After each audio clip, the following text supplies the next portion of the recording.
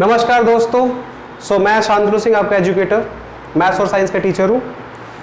तो मेरे बच्चों, पूरे साल जुड़े रहने के लिए और ऐसे ही वीडियोस देखने के लिए चैनल को लाइक और सब्सक्राइब करें, और आप वीडियो मिस ना करें तो नोटिफिकेशन बेल भी ऑन रखें। और मेरे बच्चों, एक लर्निंग ऐप है, ESS लर्निंग ऐप, आप उसको डाउनलोड कर सकते हैं, उससे वीडियोज़ को वहाँ पर देख सकते हैं। बहुत नॉमिनल फीस पे है, ठीक है। तो जुड़े रहने के लिए चैनल को सब्सक्राइब करें, लाइक करें, शेयर करें अगर अपने फ्रेंड्स को, जितने ज़्यादा तक। बहुत सब्जेक्ट, बहुत बाइलिंगुअल क्लासेस हैं हिंदी मीडियम वालों के लिए as well as English medium वालों के लिए। सो जितने भी आपके फ्रेंड्स हो दबादब शेयर कर दो, ठीक है। तो मेरे बच्चों,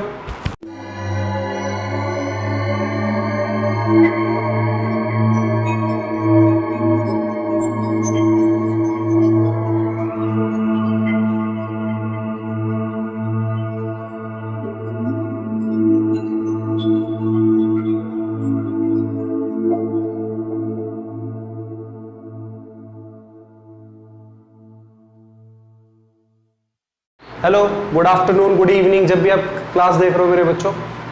आज हम शुरू करने वाले मैथ्स का अपना पहला चैप्टर। चैप्टर का नाम है रियल नंबर। चैप्टर का नाम है फर्स्ट रियल नंबर। आओ जरा बात करें पहले नंबर्स क्या होते हैं, फिर रियल नंबर्स क्या होते हैं, उन सब के बारे में बात करते हैं। मेरे बच्चों, मैं पहले शुरुआत करूंगा नंबर्स से। नंबर्स क्या होते हैं? तो मेरे बच्चों, नंबर्स की अगर बात करी जाए तो नंबर्स आप ये कह सकते हैं आर दो symbols which represent the counting. अगर मैं बात करूं, अगर मैं इसकी डेफिनेशन की बात करूं तो numbers are the symbols, these are the symbols which represent the counting, which represent the counting. अब मतलब मेरे बच्चों क्या होता है, अब जरा समझे। बचपन में हम लोगों को सिखाई जाती थी कुछ गिनती, याद करो, ऐसा सिखाया जाता था आपको, सिंबल बनाने सिखाए जाते थे कि ये होता है 1, ये होता है 2, ये होता है 3। इन सब का मतलब ये था मेरे बच्चों कि अगर आपको इस तरीके की उंगली दिखाई जाए और ये पूछे कितनी उंगलियां हैं ये, तो आपके मन में सिंबल आता था कुछ इस टाइप का। आपको अगर इस टाइप की उंगली दिखाई जाती थी और आपसे पूछा जाता ये कितनी उंगलियां हैं, तो आपके मन में ये सिंबल्स आता था। कहने का मतलब नंबर्स क्या होते हैं मेरे प्यारे बच्चों? नंबर्स ऐसे सिंबल्स हैं जो काउंटिंग को रिप्रेजेंट करते हैं। आगे बात समझ में? अच्छा मेरे बच्चों, नंबर्स को बेसिकली पढ़ने के हिसाब से हमने दो हिस्सों में बांटा। द फर्स्ट वन इज मेरे बच्चों real number, and the second number is imaginary number. ठीक है। रियल नंबर क्या होता है मेरे प्यारे बच्चों? रियल नंबर ऐसे नंबर्स होते हैं जिनका इस वर्ल्ड में कहीं ना कहीं डायरेक्टली और इनडायरेक्टली यूज होता है। जैसे मैं एक बात की बात कहूं, आप मम्मी के पास जाते हैं, मम्मी से बोलते हैं मम्मी मुझे 5 रुपए दे दो, तो ये जो 5 है, जो इस टाइप का सिंबल रिप्रेजेंट करता है, ये क्या है? ये एक ऐसा नंबर है जिसे आप डे टू डे लाइफ में यूज करते हैं। जैसे मेरे बच्चों, आप बोलते हैं मम्मी मुझे 10 रुपए दे दो या फिर 20 रुपए, ये जो जितने भी आप काउंटिंग वर्ड्स पे इस्तेमाल कर रहे हैं वर्ड्स, वो सब नंबर्स है, वो सब रियल नंबर्स है। तो ऐसा कौन सा नंबर है जो इमेजिनरी है? तो आंसर है मेरे बच्चों, इस नंबर से आप क्लास 11th में मिलेंगे। कौन सी क्लास में मिलेंगे? क्लास 11th में। और इसको सिर्फ इस दुनिया में एक ही इमेजिनरी नंबर है विच इज √-1, जिसे आप लोग दूसरी भाषा में आयोटा के नाम से जानेंगे। ये सब 11th क्लास की बात है, आप लोग 11th क्लास में पढ़ेंगे, अच्छी तरीके से पढ़ेंगे। इसे आयोटा के नाम से जानते हैं, √-1। ये एक और नाम से जाना जाता है which is known as complex number. ठीक है, इमेजिनरी नंबर और कॉम्प्लेक्स नंबर। अब मेरे बच्चों मैं बात करूं रियल नंबर क्या होते हैं, आप इनको भली भांति पढ़ के आए हैं। आप छोटी क्लास से इनके बारे में पढ़ते आए हैं, डायरेक्टली और इनडायरेक्टली। पहले आपने पढ़ा होगा कहीं रैशनल नंबर, जो आपकी 9th क्लास का चैप्टर था, याद करो। फिर आपने पढ़ा इर्रेशनल नंबर, ये भी शायद आप 9th क्लास में पढ़ के आए हैं। और फिर रैशनल नंबर के भी सब पार्ट्स आपने पढ़े हैं, विच इज होल नंबर। याद आ रहा है वो सारी चीजें जो 6th 7th में पढ़ी है आपने। होल नंबर, नेचुरल नंबर और भी बहुत सारे थे, इंटीजर्स, और ये जितने भी चीजें हैं ये सब रियल रैशनल नंबर के पार्ट है और इनडायरेक्टली रियल नंबर के पार्ट है। मेरे बच्चों रैशनल नंबर क्या होता है? 9th क्लास की डेफिनेशन अगर मैं तुमको मेमोराइजेशन कराऊं तो रैशनल नंबर मेरे बच्चों कुछ इस प्रकार से जाना जाता है कि those number which are written in the P upon Q की form and Q is not equal to 0। मतलब P अपॉन Q की फॉर्म में लिखा जाए और Q 0 के बराबर ना हो उसे रैशनल नंबर कहते थे। याद करो वो 9th की बातें। आओ जरा बात करें मेरे बच्चों, तो रियल नंबर ही आज आपका फर्स्ट चैप्टर है। तो कहीं ना कहीं हम लोग कौन से वाले पार्ट से डील करने वाले हैं? हम लोग इन सब के जो आपने बचपन में होल नंबर पढ़ा, नेचुरल नंबर पढ़ा, इंटीजर नंबर पढ़ा, इवन नंबर पढ़ा, ऑड नंबर पढ़ा, ये जितनी भी चीजें आपने पढ़ी उन सब का सबसेट, मतलब समझ लो कहते ना फादर रियल नंबर पढ़ेंगे। आज हम उन सब का सम पढ़ेंगे। ठीक है मेरे बच्चों, आओ जरा बात करें इनके बारे में और डीपली बात करें। मेरे बच्चों हर रियल नंबर की एक बहुत प्यारी खासियत है। रियल नंबर को आप लोग जानते थे, अगर मैं एक आप बचपन में आपने एक कैटेगरी पढ़ी हो तो रियल नंबर बेसिकली दो टाइप में आपने बांट रखे थे on the basis of factors, those prime numbers और कॉम्पोजिट नंबर, और you can say non prime number. ठीक है, प्राइम नंबर क्या होते थे मेरे बच्चों? ऐसे नंबर्स जिनके फैक्टर वो खुद ब खुद होते थे और 1 होता था। और उसी जगह पर कॉम्पोजिट नंबर जो होता था मेरे बच्चों, इनके 1 देन मोर फैक्टर होते थे।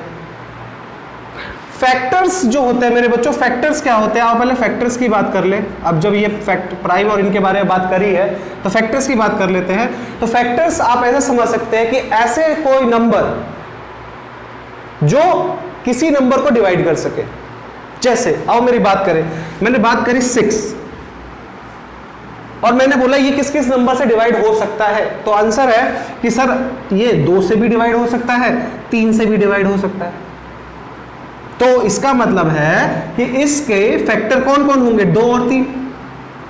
और एग्जांपल ले लेते हैं, मैंने कोई भी एग्जांपल लिया, कोई भी रियल नंबर ले लिया, उस 12, इसके फैक्टर्स क्या क्या हैं? आप बोलेंगे सर इसका फैक्टर 2 भी है क्योंकि ये 2 से भी डिवाइड हो जाता है, और 4 भी है इसका फैक्टर, और बताइए, हाँ 6 भी है, बिल्कुल सही।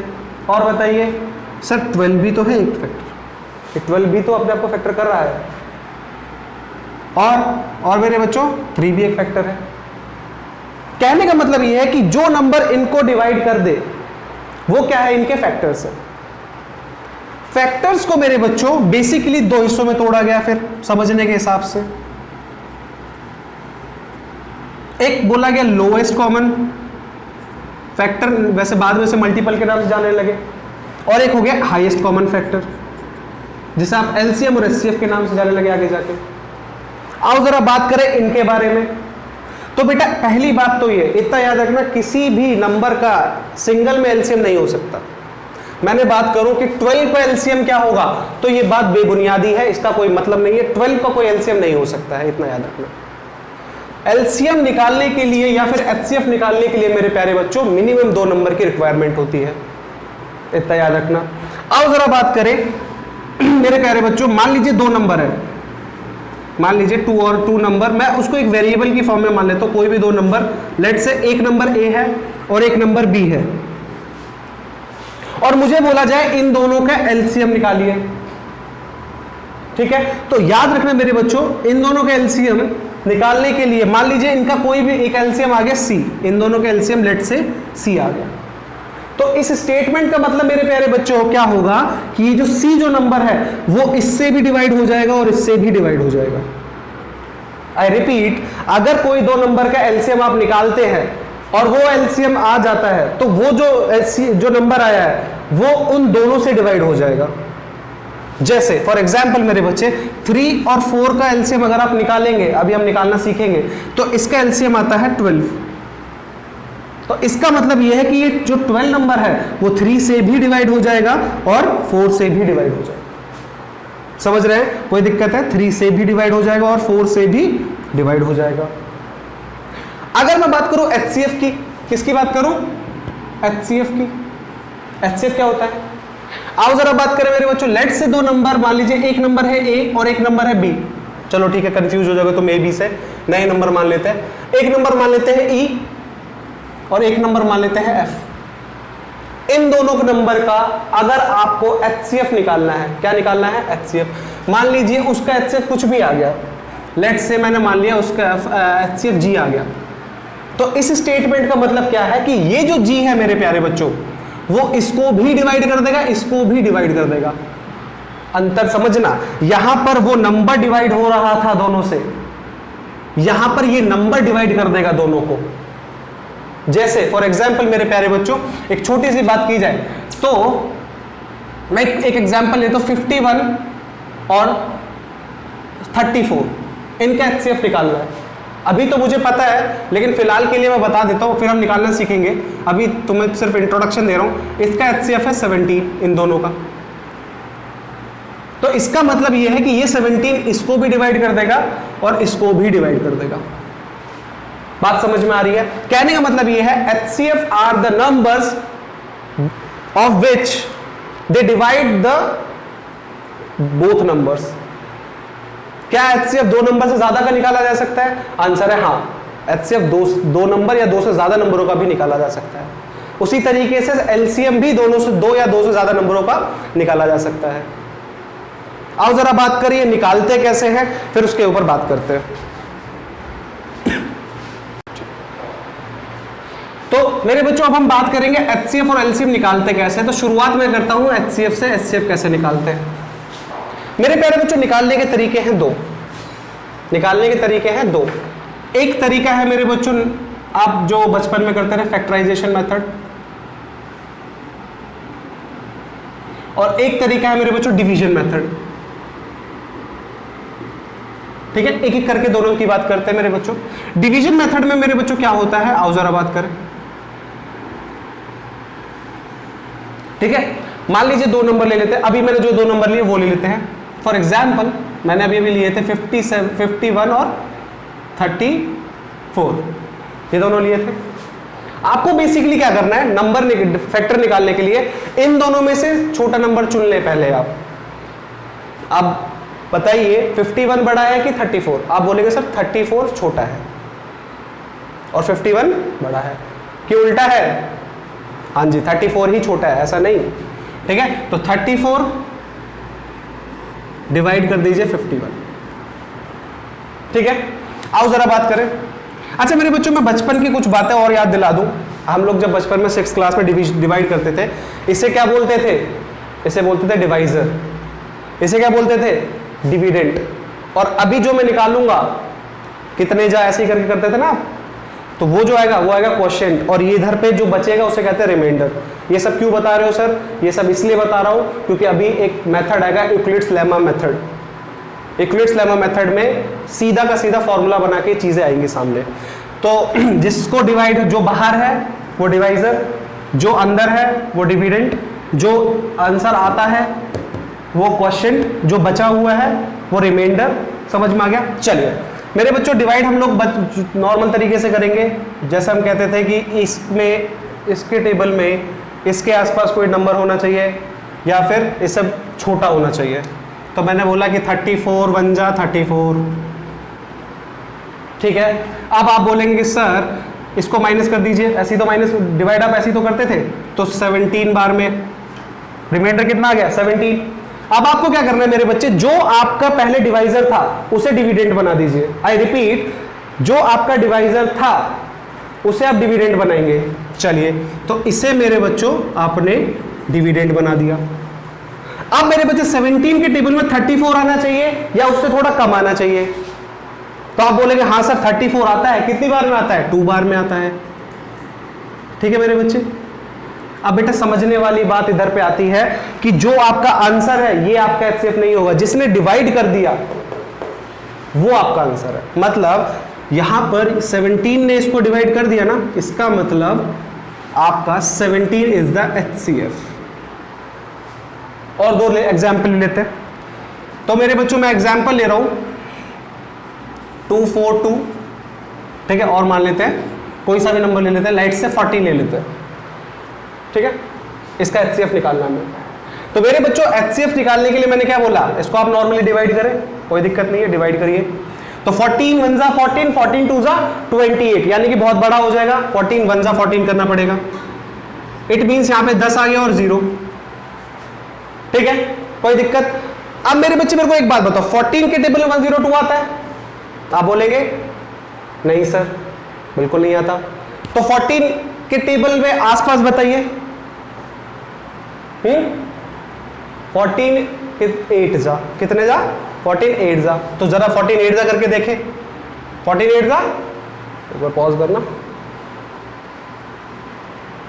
ठीक है। तो 14 7 जा 98, ठीक है। आगे बात समझ में, यहां पे 4 और ये आ गया आपका बस 4 और ये आ गया 14, ठीक है। अब जरा ध्यान से देखो, 4 3 जा 12, 2 जा, और यहां पे ये वाला चीज यहां पे आ जाएगा,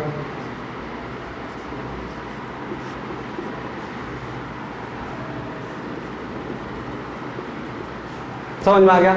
कहने का मतलब ये है मेरे प्यारे बच्चों कि यहां पर जो चीज आपको डिवाइड कर रही है, ना कि ये चीज जो डिवाइड कर रही है वो आपका HCF होगा। समझ में आ गया? कैसे करना है? डिवीजन मेथड कैसे कहता है? डिवीजन मेथड बेसिकली कहता है कि 2 नंबर है, उनमें से सबसे छोटा वाला आपको बाहर लेना है, बड़ा वाला अंदर लेना है, ठीक है। उसको नॉर्मल डिवाइड करिए, रिमाइंडर आया, रिमाइंडर आने के बाद, ठीक है, फिर आप वो जो रिमाइंडर आया और जो आपका डिवाइजर है उसको डिविडेंड बना दीजिए, अंदर कर दीजिए, फिर से नॉर्मल डिवाइड शुरू कर दीजिए। अगर वो डिवाइड हो जाता है पूरी तरीके से तो वही आपका HCF है।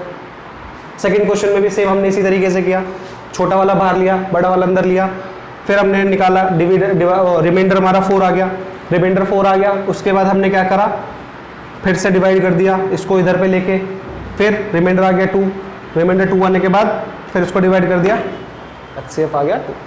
समझ में आया? ये तो हुआ मेरे बच्चों डिवीजन मेथड। ये क्या हुआ? Division method. अब जरा बात करें मेरे बच्चों फैक्टराइजेशन मेथड। इसी चीज को आप फैक्टराइजेशन मेथड से भी कर सकते हैं। अब जरा बात करते हैं कैसे। आपको बेसिकली क्या करना है, 51 के मिनिमम फैक्टर कर दीजिए। मैंने 51 के फैक्टर करना शुरू किया, ठीक है। फैक्टर वही वाले फैक्टर जो आप बचपन में करते थे, याद करो, याद है। तो सबसे छोटा नंबर लेंगे हम लोग, सबसे छोटा नंबर जो इसको डिवाइड कर दे। दिमाग में आया क्या ये 2 से डिवाइड होगा? आंसर है नहीं सर। क्यों? क्योंकि 2 से वही नंबर डिवाइड होते हैं जिसके लास्ट में 2 4 6 8 0 हो, और यहां पर कुछ भी ऐसा नहीं है। इसका मतलब ये है मेरे प्यारे बच्चों कि यहां पर ये 2 से तो नहीं होने वाला। आओ बात करें मेरे प्यारे बच्चों, ये होगा 3 से डिवाइड, बोलो हाँ। आओ मेरे बच्चों, तो ये होगा 17 बार में। अगर ये 17 बार में हो रहा है मेरे प्यारे बच्चों, तो जरा समझने की कोशिश करना, अब क्या ये किसी से डिवाइड होगा? आप बोलेंगे नहीं sir, 17 is a prime number, और प्राइम नंबर कौन से नंबर होते हैं? जो खुद के टेबल में है, यानी कि इसका कोई फैक्टर नहीं। तो नॉर्मली हम इसको, यानी कि मेरे को अगर मेरे बच्चों 51 लिखना होगा तो मैं कैसे लिखूंगा? 3 × 51 17, तभी तो, ठीक है। अच्छा, अब फिर क्या करें, दूसरे वाले नंबर का भी फैक्टर कर दीजिए। दूसरे वाले नंबर का फैक्टर करें आपने, तो यहां पे कर देता हूं। तो क्या ये 2 से डिवाइड होगा? आंसर है हाँ, यस सर। क्योंकि लास्ट में 4 है। अच्छा, तो मेरे बच्चों कितनी बार में? 17 बार में। अच्छा, क्या 17 डिवाइड होगा? ठीक है, तो 34 को मैं कैसे लिखूंगा मेरे प्यारे बच्चों? 2 × 17। अब मेरे बच्चों ध्यान देने वाली बात ध्यान रखना, यहां पर जो चीज कॉमन है वही चीज आपका HCF होगा। आई रिपीट, जो चीज आपको कॉमन दोनों में दिखाई दे वही आपका HCF होगा। मैंने ध्यान से एक बात देखी, क्या यहां पे दोनों में 3 है? क्या यहां पे दोनों में 17 है? हाँ जी, तो ये दोनों में है, यानी कि HCF विल बी 17। समझ में आया? पक्की बात। ये आपको मैं होमवर्क के तौर पे दे रहा हूं, आप इसको फैक्टराइजेशन मेथड से करना, ठीक है। कोई दिक्कत है? आप इसको फैक्टराइजेशन मेथड से करना, ये आपका होमवर्क है। अब हम बात करेंगे एलसीएम की। बच्चों अभी तक हमने बात करी HCF की, अब हम बात करते हैं एलसीएम्स की। तो याद करो, अभी मैंने एलसीएम के बारे में बताया था एक बात, ऐसा नंबर जो बाकी 2 नंबरों को, समझ रहे हो, वो बाकी 2 नंबरों से डिवाइड हो जाए। याद करो वही वाली बात, A और B का एलसीएम C था, तो इसका मतलब C इससे भी डिवाइड हो जाएगा, C इससे भी डिवाइड हो जाएगा। आओ जरा बात करें, तो अब मैं बात करता हूँ एलसीएम आप किस मेथड से निकालते हैं। एलसीएम निकालने के लिए एक ही मेथड है which is known as factorisation method. क्या मेथड? Factorisation method.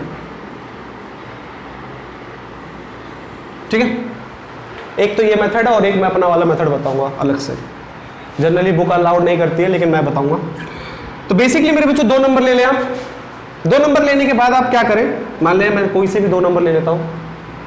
कौन सा ले लेते हैं 4 ले लेते हैं और 3 ले लेते हैं।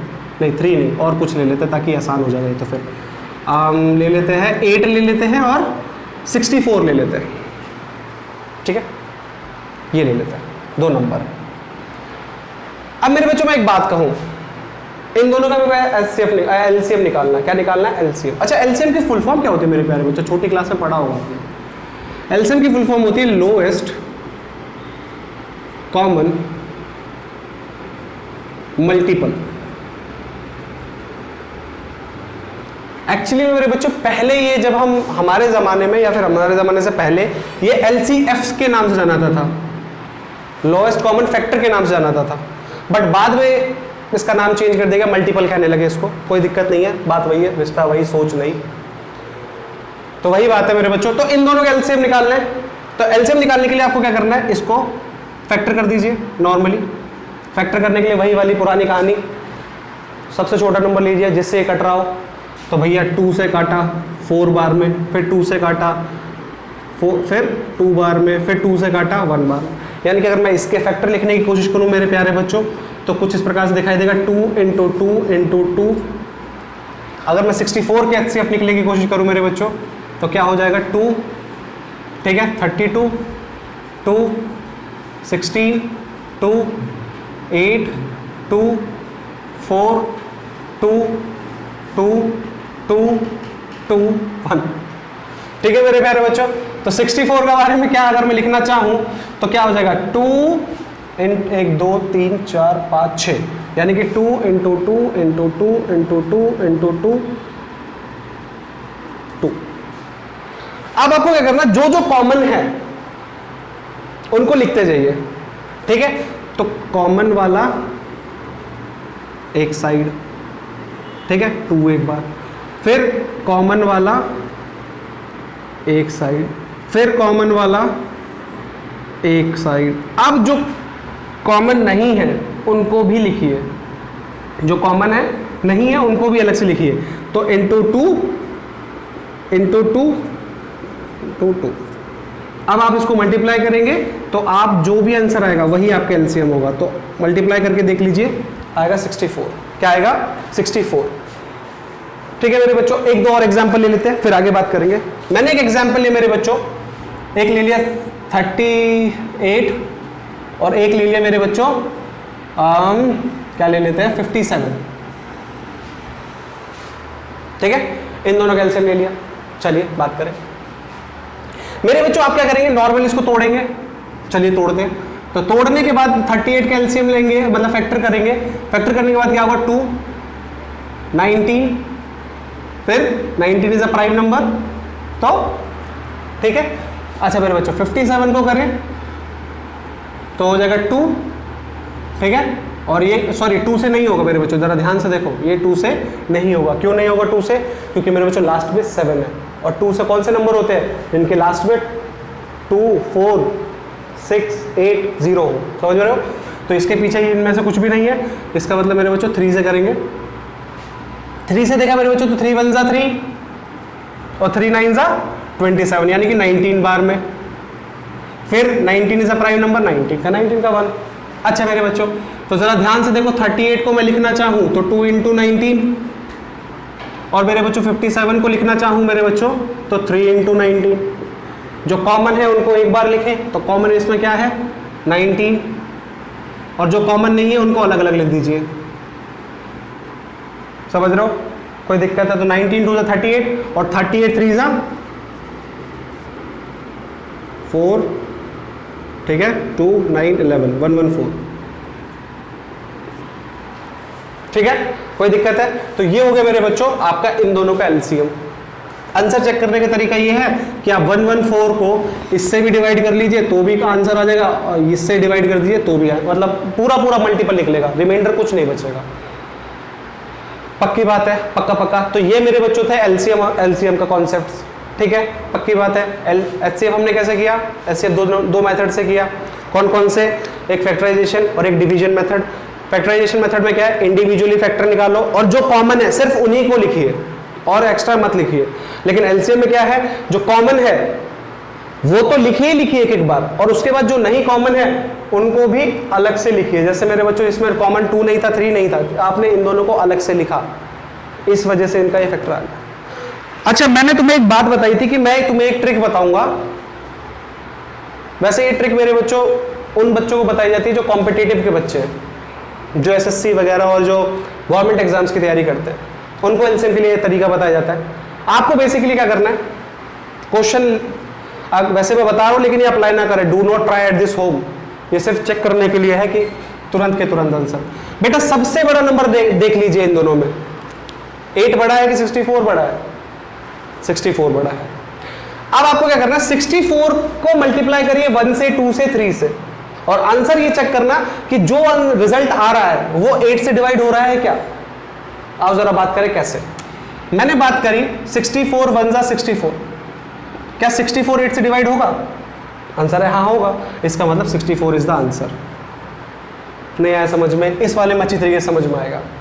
मेरे बच्चों 38 और 57 को लीजिए, इन दोनों में से सबसे बड़ा नंबर कौन सा है? 57, ठीक है। इस 57 को पहले 57 को 1 से मल्टीप्लाई करिए, आंसर क्या आएगा? 57। क्या ये 38 से डिवाइड हो रहा है? नहीं हो रहा, ठीक है जी। फिर क्या करना है? मैंने बोला 1 से, 2 से, 3 से करते जाइए, फिर 2 से मल्टीप्लाई करिए, 57 2 जा, आप बोलेंगे सर 114। क्या 114 38 से डिवाइड हो रहा है? करके देख लीजिए, हो रहा है। 38 3 जा 114, it means 114 is the LCM. अगर आपको समझ नहीं आया है तो कोई बात नहीं, फिलहाल के लिए मैं एक और बार रिपीट कर देता हूं। दोनों में से बड़ा नंबर लीजिए और फिर उसको मल्टीप्लाई करते रहिए, किससे? 1 से, 2 से, 3 से, 4 से, और चेक करते रहिए कि ये वाला जो दूसरा वाला नंबर है, छोटा वाला नंबर है, क्या वो रिजल्ट से डिवाइड हो रहा है? अगर हो रहा है इट मींस वही नंबर एलसीएम है, ठीक है। तो आज आप इन क्वेश्चंस की प्रैक्टिस करिए, कोई दिक्कत हो, कोई डाउट हो तो पूछ सकते हैं आप। कुछ होमवर्क भी दे दिए जाए, आपको कुछ होमवर्क दे देता हूं ताकि आप लोग कुछ करें भी। तो एक क्वेश्चन दे देता हूं 2-3, बाकी उसके आंसर्स आप कमेंट्स में डालिएगा, ठीक है। चलिए, तो मैंने क्वेश्चन दिया 97 और 107, ये नंबर है, इसका आप एलसीएम निकालिए। आप दूसरे का निकालिए 32 और 64 का एलसीएम निकालिए, ठीक है। मैं 2 क्वेश्चन दे रहा हूं, आप इसका आंसर निकालिए, कोई डाउट है तो पूछिएगा। चलिए मिलते हैं नेक्स्ट क्लास में, तब तक के लिए ध्यान रखें।